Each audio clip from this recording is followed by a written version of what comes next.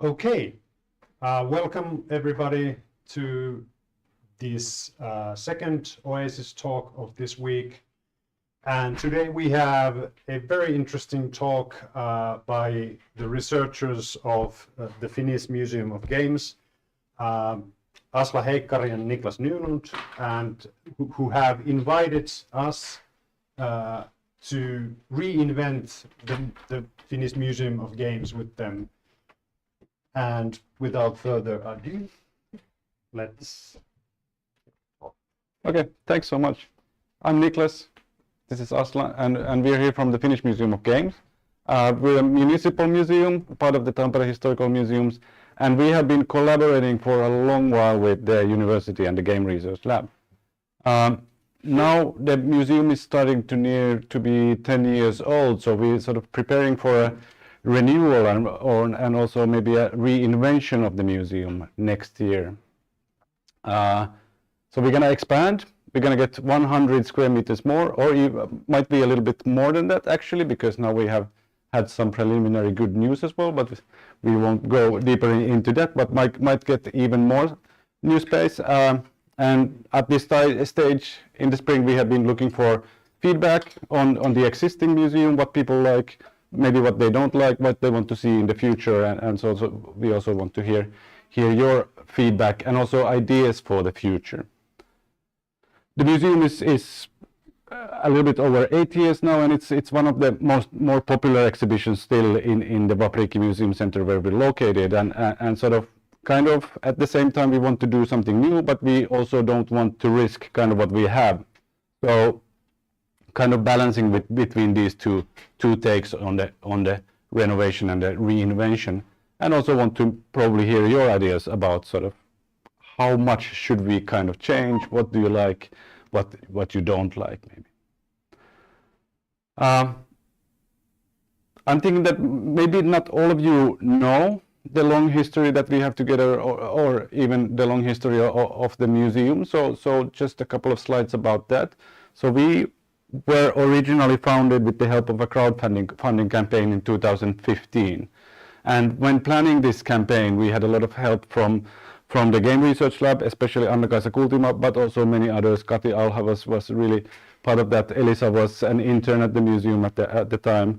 Lots of other people have also been working with us since then. And also we work together with the Pelikonepejonet Game Collector Group. You can see the members of the Pelikonepejonet also in the photo. This is from our opening night. This is Mikko, Manu, and Ville, the Pelikonepejonet collectors, and also Jukka is kind of affiliated to them as well.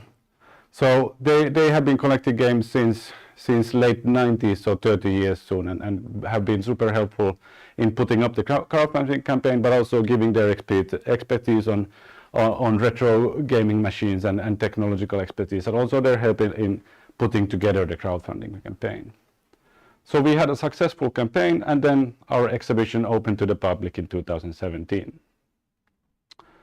But way before that, we were already collaborating with the university, and I guess the sort of earliest examples, I wasn't around then, but Frans was around, so maybe he remembers 2003 when you were making parts of the Rupriikki Media Museum, which is kind of like also one of the background organizations for the Finnish Museum of Games, and students of the Hypermedia Lab were participating in that and doing some content. And it kind of continued from that, and I remember I was participating in making the Weaving a Net exhibition, which was a kind of like small internet history exhibition. We had some input also from the Game Research Lab, and also the Finnish Games Then and Now exhibition was headed by Anna-Kaisa Kultima, and it was done by students of the Game Research Lab. And after that, we kind of have continued with the collaboration, and lots of our smaller changing exhibitions have had a lot of input or have been done by Game Research Lab students and faculty. So now we're located in the Vapriikki Museum Center, which is about 2 kilometers from here, by the rapids at the sort of Näsijärvi side, the northern side of the rapids. It's an old factory building, and inside that factory building we have an exhibition dedicated to Finnish games and play cultures.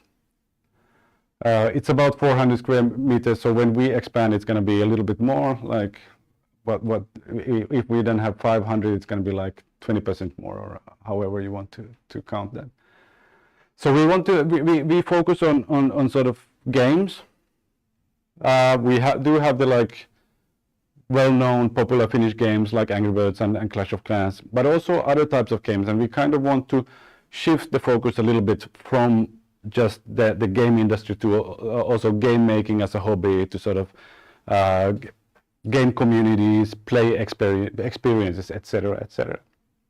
And also what sets us apart a little bit is the long history of games that we have. We start from board games and traditional games, at least since from the mid 1800s are the oldest games we have at the moment. So it kind of gives this long history to also the digital games of today. The oldest game we have is actually a bilingual game called, in Swedish it's Lustfärd i Aavasaksa from 1862. In Finnish it's Huvimatka Aavasaksa, and it's a board game for children. You can see it in the picture on the lower side. And the newest games we have at the moment are Baba Is You and Guider Game. Baba Is You is a sort of a puzzle game that uses logic and coding kind of type of things when you solve the puzzles, and Guider Game is a game for like a game for immigrants in Finland to get assimilated into the society. Yes. We also have, on top of the sort of Finnish games, we have these thematic rooms where we talk more about sort of play and game culture phenomena, and we have 6 rooms at the moment. One room from 1980 with the Pong machine here, one room from 1985 with the Commodore 64. Then we have a sort of like boys room, as we have set it up. This is from 1990. It has the Nintendo Entertainment System, and it's more of a girls' room, because we know, based on research as well, Jaakko Suominen's research and others, that the Nintendo Entertainment System was the first console that actually also marketed towards girls, not only boys, like the Commodore 64. We have the biggest amount was 5 per year. That was too much. 2 is probably better for us, so we don't have to do too many exhibitions per year. The latest ones we have on display now are Odysseus, which talks about the live-action role-playing game, which is here, and then we have an exhibition on chess that's going to be changing quite soon, in a couple of weeks, to an exhibition dealing with cooperative board games. These are small changing exhibitions, but still it's sort of fun exhibitions, but also quite a lot of work. And then we also have a game arcade. With most of our machines we have some kind of history related to Finland and Finnish amusement parks and sort of traveling Tivolis or the ferries going between Finland and Sweden. Our oldest game is in the arcade is Sega Jet Rocket, which is kind of like an electromechanical flight simulator that's like a huge cabinet, and because it's electromechanical, it doesn't really have a screen, but inside the machine there's a carpet that goes around, and it kind of builds up this illusion of looking at the screen with the carpet moving, and mirrors and stuff. We have a couple of pinball machines, and also these unique Ray cabinets. Ray was the association that had the monopoly for gambling games in Finland, and also for a short time they had the monopoly on also amusement games like arcade games. They made their own cabinets. You can see one here. This is a Ray AR 1100 cabinet, which was one of the cabinets they made. And then we also do quite a lot of events, talks, lectures, theme days. We've had a couple of concerts. We've done like an annual birthday party stream in January for quite many years. We started during COVID times, and since that we've been doing that, and it's been quite popular. The night of the museum is coming up next week, Saturday, the there's going to be a program at the museum again, and all kinds of things. And many of these have also been done in collaboration with the Game Research Lab and affiliated students and researchers. I guess that's all from me. Asla, we continue talking about the renewal of the exhibition. I'm not sure if I can actually be heard on stream with this one. I can?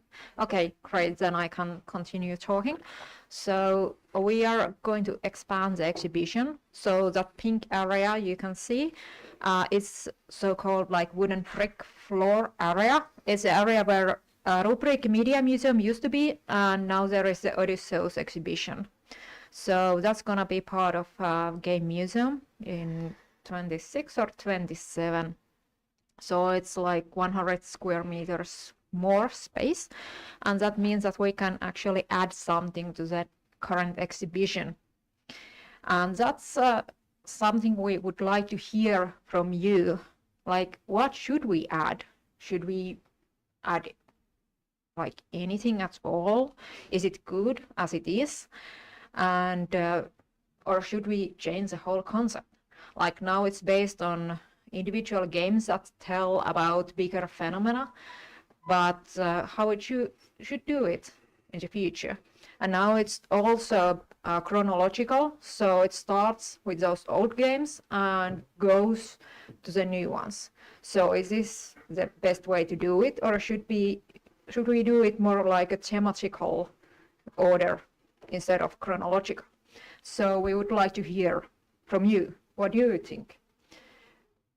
And also we can add more games, or we can actually reduce the number of games. So anything is possible.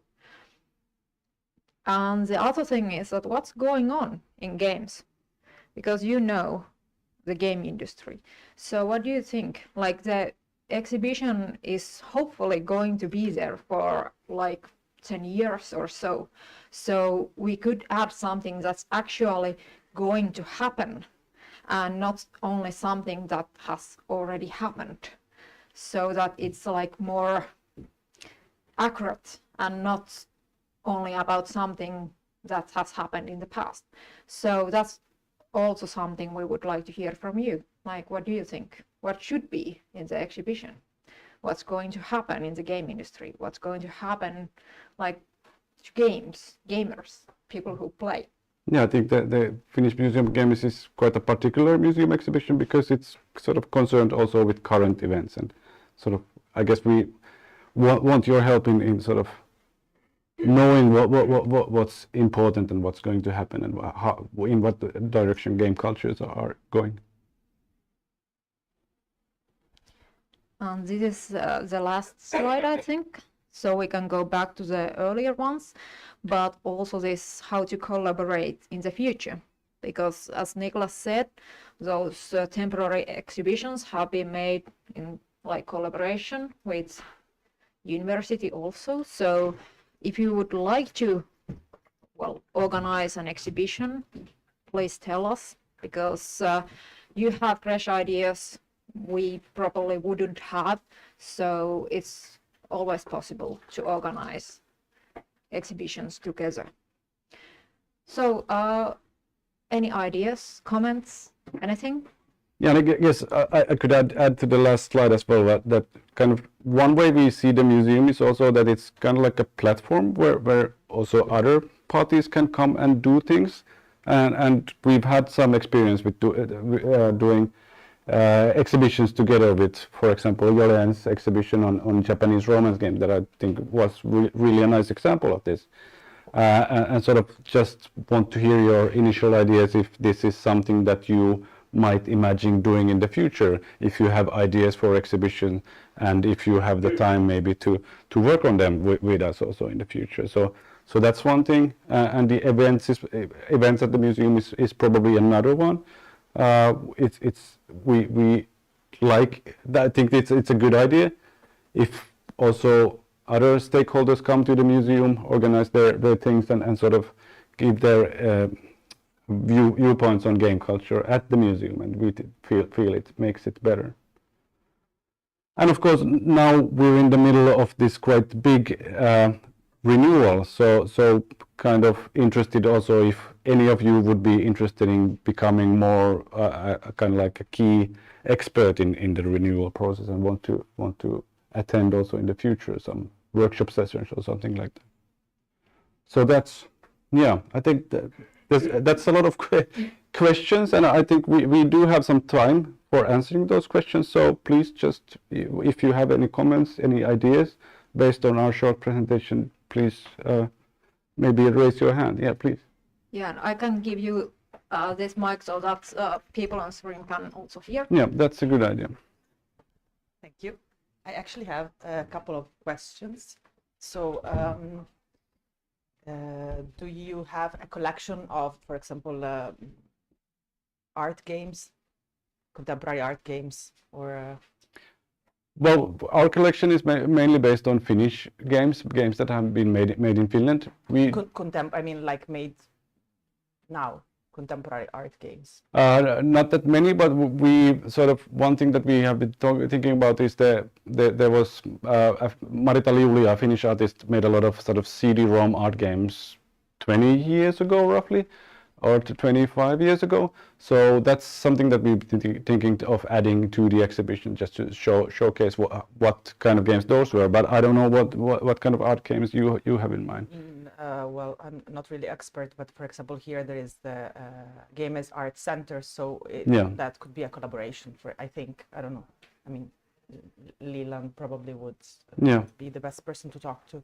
Yeah. But also another question I have is if the museum is doing like production in terms of financing the production of new researches or new games. And I'm asking this because I come from the contemporary art field, and I am doing my PhD with a museum of contemporary art. And what they started doing now is to produce educational based practices and artworks. So artists creating workshops out of which some artworks are coming, and then they become cultural heritage of the museum. So starting with the immaterial cultural heritage, that is the educational part, they go to acquire material cultural heritage as an art piece. And I know this is different because the museums are different institutions, but I don't know, I think I'm asking just yeah, I think it's a good question, and I don't know. Yeah, and probably something that we should think about more, and haven't really thought about that much.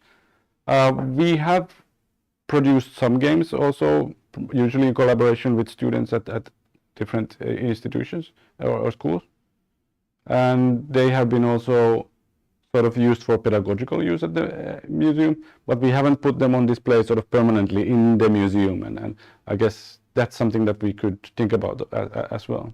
Yeah. Not only permanently, but just become part of the collection, and then from time to time you organize exhibitions where you show the collection, because at least for contemporary art museums and modern art museums, it is important to have a collection that it's part of the being a museum status. And so it's the idea of acquiring new art pieces is important, and then of course you have to show them. So from time to time you organize collective shows, or you borrow the pieces, or I don't know. It's this is a good idea, and if you have any sort of ideas related to, I don't know, individual games or sort of bigger thematic sort of things to do with those games, please be in contact. I think we have contact information also on the last slide. So contacts from the Knutepunkt, so we spoke there. Okay. Yeah. Okay, very good. Yeah, thanks for the comment. I think there's lots of comments. Who's going to go first? We have a quick comment from the online viewers. Grandpa Cthulhu says that they think more thematic rooms would be really cool, maybe with a bigger focus on role-playing and tabletop focus types of rooms, not only the video game ones. Yeah. And then this, I do not know if it's just a comment or a suggestion, but it says also all the props from the fabulous Secret Powers image from the previous slide. The what now? The props from the fabulous Secret Powers. This one. Yes, yes, we need to get those also. Yeah, yeah. Okay, thank you so much. We are thinking of making maybe 1 or 2 or even 3 new thematic rooms, and role-playing games and tabletop role-playing games have been in the discussion, and this, I guess, is something that we put behind the ear, as we say in Finland, and sort of think that this might be possible. And of course, we are open also for help and collaboration in thinking about those rooms could then include. Yes, Heikki is going to give out the, yeah, thanks. Yes, thank you. This is sort of like I'm getting a lot of ideas, more than I expected. But I mean, like, well, let maybe start with one. I'm sort of like thinking that well, these are the lot of things that we've been discussing over the years. But I'm sort of like, how do we also put the focus on players and communities and sort of like game culture at large? Because I mean, like, we know maybe fairly well how to exhibit individual games, or how to talk about people who make these games, and companies and all that. But so I'm sort of like trying to think about moments in which sort of like game culture sort of like, I don't know what's the right word, sort of like condensates, where it gets manifested. And one thing I sort of like keep on getting back it is events. It's sort of like gaming events. And I mean, like, and there is a lot thinking about. There are quite a few of these in Finland. Some of them have a history of a few decades. Some of them are small, some of them are large, some of them are digital, some of them are definitely not. So I'm sort of like thinking, because I mean, like, these are things that you've been sort of like touching upon in temporary exhibitions and then some of your other activities. But I'm sort of like just thinking that might there be room for this sort of thing? Could this be one way to, because I mean, like, it's sort of like, is this sort of like ephemeral heritage that is there for a day or maybe a weekend, and this is sort of like goes away. And I think we sort of like have or should have methods for documenting these things. We've been sort of like, or even you've been sort of like working around these things and thinking about like what would be the right way. So that would also be a sort of like an interesting challenge, maybe for a collaboration. How do we sort of like properly preserve or document or sort of like figure out better ways to I don't know, to think about events and their role. Yeah, this is a good comment. We've been discussing a little bit, sort of, mostly maybe the history of LAN parties in Finland, and of course LAN parties go from very, very big, like assembly, to very, very small, sort of 2-person events where they just take the computer to the same place and start playing. And I think there's something to it, what you said, and collaboration would probably be a good idea. But then again, time is moving, so we probably should start doing this quite soon. If we want to go assembly to assembly, we probably would need to do it this year to somehow document that. But of course, we've already done that to some extent. We did a documentary video on the demo scene, Finnish demo scene, and sort of filmed quite a lot in assembly as well. Yeah, it's a wonderful piece. It's a nice movie, yeah. But sort of, then again, yeah, I totally agree with what you said. But are there other ways of doing it than movies, or just like having, I don't know, text in touchscreens and stuff in an exhibition? That's something that we need to sort of figure out. Can we do like a thematic, like period room of an actual LAN party and get everything about that? You know? And given our academic schedules, this might be the idea that we can then sort of go back to when you reinvent the exhibition next time. Yeah, This wouldn't be that long from now. Yeah. Maybe, but totally I agree, and something that we need to think about. Was there? Are you thinking mostly about these kinds of LAN parties or other types of events? You sort of mentioned events as maybe I got this idea like 12 minutes ago. I Okay. haven't really sort of like Yeah. limited it yet that strictly. Yeah, I- because another thing about Finland is, of course, that we have a lot of conventions, and Exactly. Yeah. and I guess what makes Finnish conventions special is that most of them are done by volunteer work, and that's, if we compare to other countries, it's kind of special, and I think that's something that we should also somehow be able to I don't know, touch on document, like Ropecon or whatever.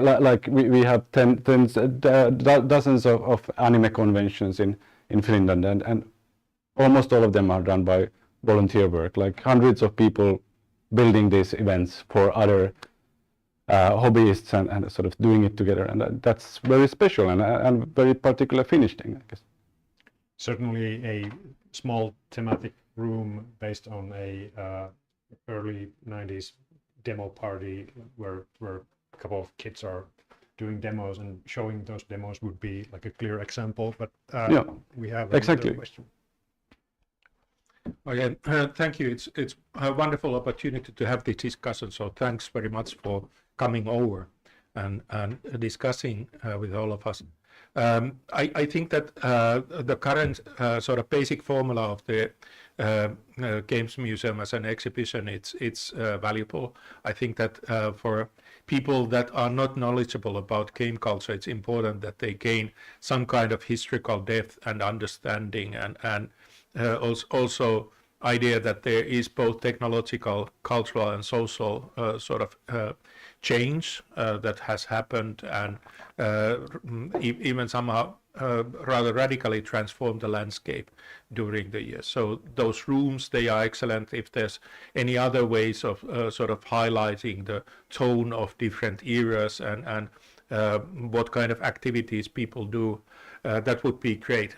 One idea that came to my mind is that it would be nice to have a bit more of this kind of hybrid dimension in the Game Museum 2.0, meaning that there would be some kind of online exhibition or online display dimension that could even be physically sort of manifested in the museum itself. That currently there are only these rather small screens there, but if it would be possible to have a really big screen that could be then mirrored to the web page of the museum, that would be, for example, streaming, because I don't think that streaming culture is currently very strongly yet presented there. So it might be that having this kind of pre-edited sort of samples and sort of looping reel of materials that are topical both online and then in this big screen in the museum would be opening up and making some kind of experience even to some visitors that wouldn't otherwise sort of the small screens. It requires certain kind of focus and attention, but if you have something that is sort of visually striking and almost like a spectacle, then it might add a certain kind of experience value and attraction to the room. And also regarding that, if there would be more this kind of interactive dimension to the web page of the museum, then it would be really wonderful to see some kind of research dimensions that people are these days pretty comfortable in writing text, submitting text, but also like recording video clips of themselves with their smartphones. So like we have been having different research projects that have dealt with memorable experiences with certain styles of games, and that might be this kind of like Escoer has this kind of style of conducting this kind of memory gathering campaigns on different topics. So Finnish Museum of Games could be doing something a bit similar with that kind of interactive dimension in the hybrid version of the exhibition. So inviting people to sort of participate in the accumulation of memories and posting images of their own collections from their own childhood, etc., etc. So it would require some work, of course, but these are some ideas. Yeah, So, thank you so much. It's something that we haven't really touched upon that much, and I think it's a good reminder that there are opportunities to also expand online and do specific stuff there. Yeah, completely agree. Thanks so much for the comment, and something we also will put behind the ear, as we say. All right. I have a lot of ideas. Okay, good. But first, it is so awesome that the museum is almost 10 years now, and it's so awesome that you're expanding, and it's just exhilarating, and I'm so happy about it, and I want everyone to give a big hand about that.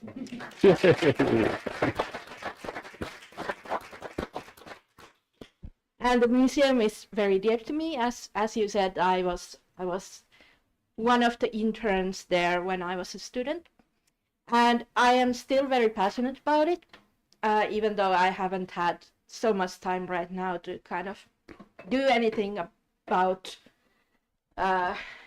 anything. But I want to continue collaborating with you just after my PhD is done, because that is almost done. So I want to be part of the renovation team, if it's possible somehow. Yeah. And also riffing on other ideas, the Olli's event idea was really good. For example, yes, Ropecon and Tracon, as Tracon is Tampere based, it's fairly easy. And I know the Finnish science fiction fandom is a bit removed from this project because it's not game based. But at least when I'm in the program committees with Mikko, we usually try to get some game-related program there every time that we are there. So if you want to expand the event recording idea to that, I can be contacted. And just in any case, different game-related events would be really nice. And I would like to kind of organize events there as well. I have this dream about this game convention, but that will be in the future at some point. It could be related to the museum con, or then it could be another kind of event altogether. But I'm really excited about that. I want to do that at some point, but when I have time, I don't know. Then Frances' idea, that was really good as well. And not just about digital streaming, but also we have in Finland a lot of role-playing game streams. Not just the Yle version, but that's really big and valuable as well to document and kind of bring forth, because now I think it's ended now. Yeah. But we also have a lot of smaller streamers that stream their own role-playing games. So that could be one idea as well. And for the new spaces, yes, more rooms. At least one room would be really nice, because I feel like that people really enjoy those rooms. And in addition, those rooms show the culture around the games, not just the games, but the time period and other cultural artifacts that are used to decorate the room. So that's really nice that it brings the context there as well. And let me see what else I did have in my mind. More games is always nice. Okay. That was my initial thought. Thanks so much for the very kind words, and you are very welcome to also in the future be part of our specialist expert group. We need to be in contact as soon as you defend. Yes. Yes, lots of food for thought, I guess. Any ideas, Asla, about these comments so far? Great comments. Well, thank you. So thank you for the comments. They are great comments, and well, if you have like very like special ideas like those art games, you can always send us like this game should be taken into the collection, so we can actually then continue with it, because otherwise we don't probably know like which games are on the field. But if you tell us about like specific games, then we can look into them. And also if you have any ideas like about those rooms, like teams, like what kind of rooms we could have, you can just tell us like your ideas, like what kind of rooms could tell those stories you would like to hear in the museum, because those rooms tell also about those people who play games. So yeah, but I think you had comments. If I may. So, don't want to spend too much time talking about how great you are, but obviously this is a world-leading facility. Congratulations. It's really nice to be co-located in the same city as such an institution. Seeing as you've asked, I have the following suggestions. Right, a cyber cafe room, right, from the late 90s. A meme exhibition, like actually, with memes, right? And also like maybe something that keeps track of like significant moments of like player generated content or player generated actions which become memorable. Forrest and I were talking the other day about like a kind of like counterplay index or something like that, where like it's remembered that someone completed Fallout as a baby or something like that. Yeah. This kind of stuff. I thought also that it would be great to have some kind of part of the exhibition to be about nasty stuff and toxicity associated with gaming, so that everyone who watched Adolescence could then go to Valpriki and like be further educated and like toxicity that's going on in contemporary culture that gaming is part of. I also thought that there could be a streaming room, a sort of like effective laborer room with like little gamer tokens in the back and like a purple backlight and all that kind of stuff. So that if people see the deck of that room, they'll know, oh, my child is a streamer, right? They'll understand, yeah.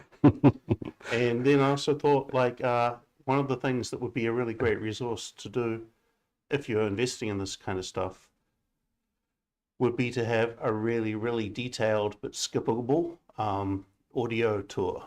Yeah. Because one of the problems is like you've got like awesome people giving the audio tour, but people don't know how interesting things are until they start to engage with them. And there's a lot of games, really a lot. And so some people are going to be more interested in some than others, or have different ways of signaling their significance. Right, sorry about that, that's me. Yeah, there was a lot of good points. So let me try to remember all of them. So cyber cafe, yes, haven't really talked about that one. We have talked about sort of LAN party type of thing, but this might be even more interesting. I do have some memories myself about cyber cafes in Finland. They were a thing. Yeah, exactly. Computer class. Yeah, we also been talking about sort of one classic way of playing multiplayer games in Finland was to go into the school computer classroom and just put Doom on there and start playing. And the teachers probably didn't really know about this. Memes, yes, awesome idea. I have been trying to pitching a meme exhibition to, like a bigger meme exhibition to our museum center, but people aren't ready yet, but I will continue doing that, and at some point it's going to be a huge meme exhibition. I'm super interested in sort of, I guess, the cultural history of memes. Who made these memes? What happened, and why did they become so big, and who's sort of sharing them, etc. Good idea. What else was there? There was a lot of stuff. Toxicity, yeah. I guess like we could make. You had also this idea of a kind of like thematic room about streaming, etc. Maybe we could. But they don't need to be. Yes, no, they don't. Maybe we could talk about this phenomenon with a thematic room, or maybe we could. At the moment, we don't have that much like just pure text information in the museum. We could maybe have more of that and sort of be a little bit more educational in our approach and deal a little bit with these difficult topics as well. Yeah. But this sort of, it's not a problem per se, but it's sort of, I feel it's a bit difficult to engage with these topics with other things than sort of textual panels or touchscreens or maybe video interviews, but it's not going to be like, yeah. No. No. Thanks for the comments. I hope I got most of them. Thank you. I was patiently waiting for an order to say, like, one thing, like, I also have a lot of ideas, but one thing that I personally would be ready to work on if there is an opportunity, but is a bit difficult in terms of how contemporary world is queer game studies and LGBTQ+ in relation to games, because that would be an awesome, like, as a person working in the area, I can easily imagine how to make it happen very quickly. From the material to what could be there. The main question for you as people who know the area of work is how generally a museum as an organization would work with that. Because of course it is an area where some people will find it problematic, some people will find it difficult to happen. But if it is something that could happen, because as far as I know, not many places in the world have something related to LGBTQ+ and games, and that is something that could be easily paired and connected to toxicity in gaming, streaming, all the gaming culture and other stuff. And again, although not many people do research on that, there is a bunch of stuff that could be done that I personally can imagine how to do in a relatively fast timing. Thank you so much. Yes, good that you brought this up. Definitely something that we want to think about. Asla maybe wants to comment as well. Yeah, thank you. That's like one of my like special interest areas, like LGBTQI+, like games. But the problem at the moment is that the information is mostly about non-Finnish games, I have found. So it requires a lot of research, and I hope that we have time to do that, because that would be really interesting. And also like minorities, like Sami people in games, so Roma people in games. So it's not only like sexuality, but also like nationality and cultural things. But well, the problem has been that mostly those games are non-Finnish. So if you have any information like these kind of topics, like what kind of games people have played, like queer people have played in Finland, especially in history, then please tell us so that we can take that into the museum.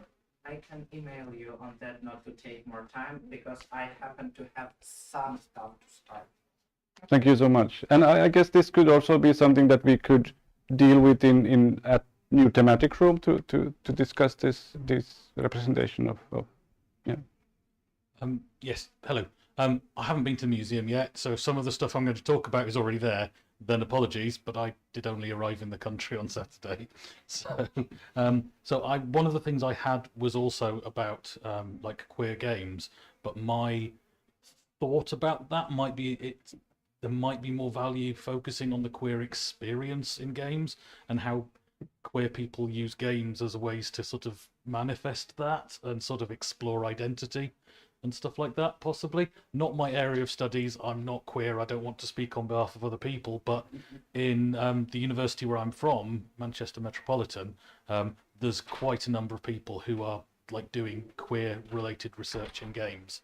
So I'm sure you met Jack when he was here before. So yeah, that's just my little sort of 2 pennies worth on that. The timeline that I mentioned before, I'll just put that on the record. So maybe I can show you where I'm up to once we've finished here. Yeah, please. Yeah. If you're interested.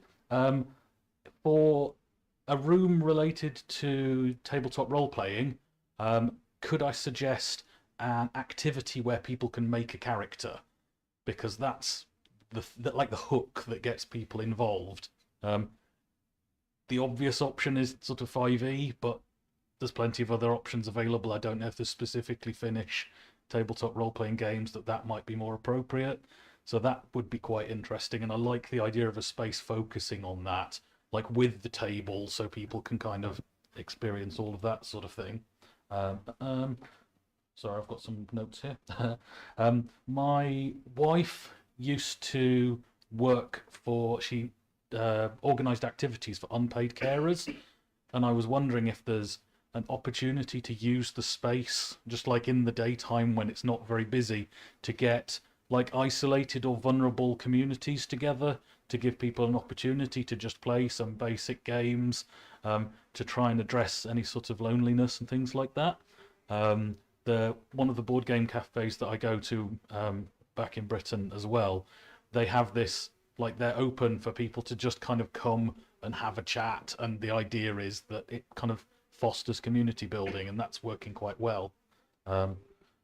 Next idea. I have some colleagues who are doing research in getting people to hack board games to raise awareness of sort of environmental issues and things like that, and that might be an activity that will be interesting to run with groups from schools. You've also got the opportunity potentially to do some sort of really fast game jamming kind of activities, again with potentially school groups. And as a final point, and I suspect you've probably forgotten the first 2 things I've said, I'm working with a couple of entrepreneurs at the moment, developing sort of like a modular gaming table, which I think would fit wonderfully in this space if you want people to be able to actually come and play games on something that's not just a flat piece of wood, but again, another sort of offline conversation perhaps. Okay, thanks so much, and thanks everybody for the wonderful ideas. I think this is very fruitful, and so yes. I've just gone Timeline, yes, we want to see that, and maybe collaborate also in the future about this sort of community building, maybe social issues. Yes, something that we want to work on more. We're already doing a little bit of that, but we see a huge potential if we just had, I guess, more hands and heads doing those things. Yeah. But I think also increasingly the city and maybe other actors also see that as a strength now. So that would be an opportunity to tie up with other like voluntary organisations that are trying to do inclusive things. So what about the table? Yeah, I'm involved in developing a board game table made out of extruded aluminium, which is really solid and thanks. I want to encourage everybody who's giving comments to also email them to Asla and Niklas, so that we won't forget any of these, or they won't forget any of these. Yeah, thank you. But we have a couple of more questions still. Yeah, I'm Sami Serola, teacher over here, and not 2 words: escape games. Ah, yes. And I am a big fan of escape games, and I think it's for a while when I have visited Vaperiki, so I don't know if there's anything like those in Vaperiki collection. But what is in my mind is escape room especially. Yeah. And what there have been, at least for a decade in Tampere area, there's a half a dozen escape rooms in where people can go and collaborate to find their way out. Yeah. And it's not probably a good idea, not a good idea to make an actual escape room in Vaprikki, but something that mimics it. Yeah. So because I can imagine that families and groups are going there to experience the game's history and so on. So there could be one room where they have to collaborate to find something and discover something about games. Yeah, good idea. Thank you. We have done something among those lines. We did a nature pedagogy escape room 5-6 years ago, something like that. 2 years ago. What now? Okay, 2 years ago. No. Yes. Can't be. Yes, because I was working then. Okay, it was 2 years ago, I'm told. So we did this. I think we had good experiences with that. I wasn't that involved, but apparently Asla was quite involved with that. So we probably should talk also about that, if we could use that more in the renewal of the game exhibition. Yes. Yes, online we have the geek culture quiz saying, I might be slightly biased, but could the museum actually also present some of the more temporal games, like lottery tickets, arvat, lotto, or, as Tampere is the quiz capital of Finland, maybe pub quizzes? Yeah, we need to build a special pub quiz room. Yeah, that would be fun. Good ideas these as well.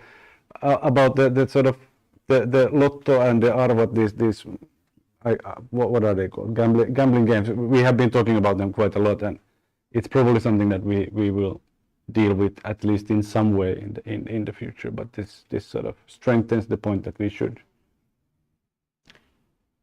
Certainly something that's kind of perhaps needs preservation, and I can't remember if you've done this, but because we have lots of live service games that are constantly changing and sort of shutting down and all that, so if there are any ways to somehow preserve those, like this existed once, doesn't exist anywhere anymore, cannot be played anymore, but exists on this one machine. Yeah.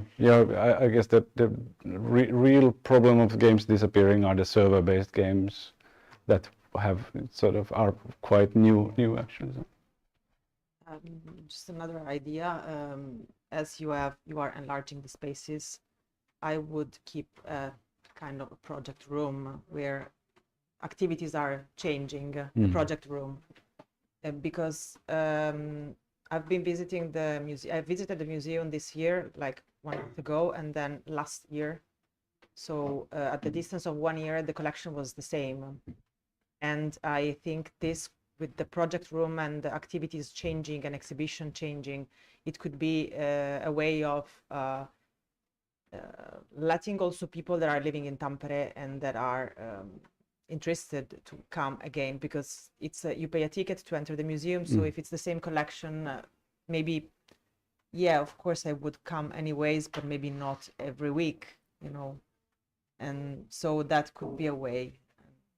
Activities, I mean, that everything that all the other people told you would be inserted into this project room in weekly, monthly, or whatever. Yeah, very good.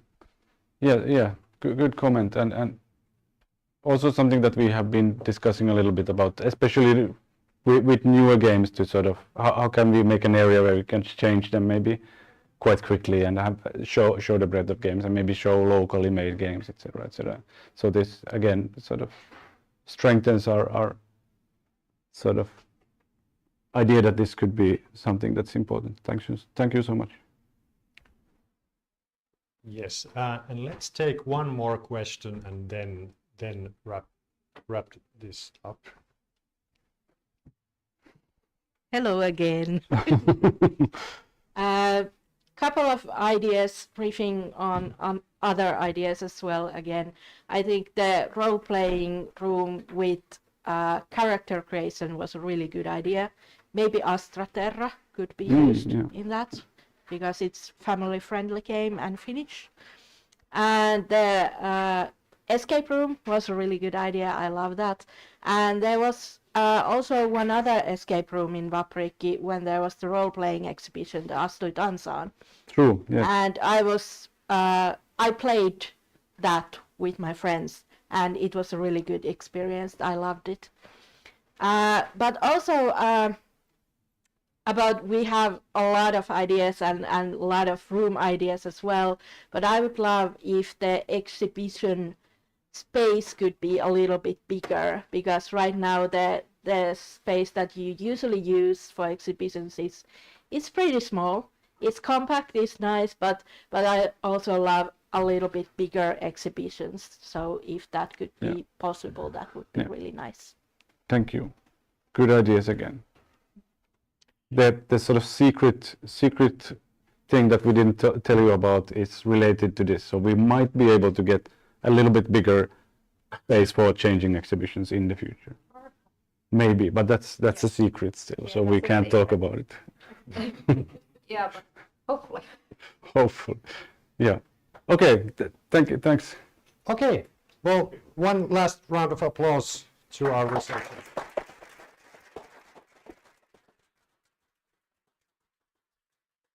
Thank you so much, and do keep posting suggestions to Niklas and Asla. Please do. Thank you so much. Thank you. Bye. Are you going back to the office to work on it now? As soon as